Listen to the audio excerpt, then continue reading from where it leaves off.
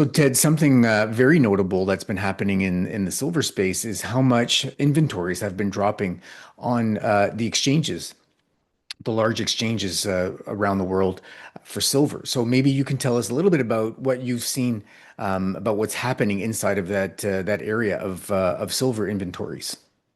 Yeah, absolutely, Peter. I mean, by virtue of the lacking silver mine production and recycling to meet the growing demands for silver, people and industrial players have been forced to turn to the inventories held on the exchanges.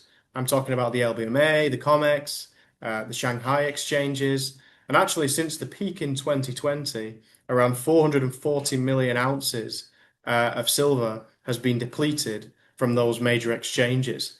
Now, that's around three times Solar's forecasted silver offtake in 2026. So this is substantial. This is a substantial erosion of secondary silver supplies, as you call it, and it does feed into that increased tightness. Now, within that, we actually reached in London, I think it was 83% of the inventories were represented by physically backed products at the end of September 2025, just before we hit $50. And that left a free float of 136 million ounces of silver vulnerable against the daily spot trading volumes at the time, which were around 450 million ounces. So, that's just an idea, the consequence of this tightness that relate to the higher silver price that we saw later in that January. That set the foundations for that, and that's not gone away just yet. Even in China was a more notable example of that more recently. Around 200 million ounces of silver left the Shanghai exchanges, the Shanghai Gold Exchange and the Shanghai Futures Exchange between the mid 2020 highs and the December 2025 lows.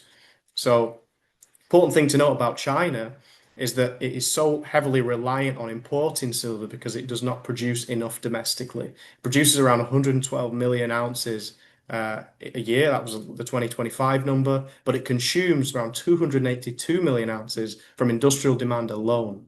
So there's no question why the Shanghai silver price sometimes was trading at a $15 premium to the Western price is because the scarcity of silver in China is much greater. The importance of silver is much greater. And so when you think about the drivers of the supply deficit, actually a lot of it is very much driven by these Eastern countries such as China and India.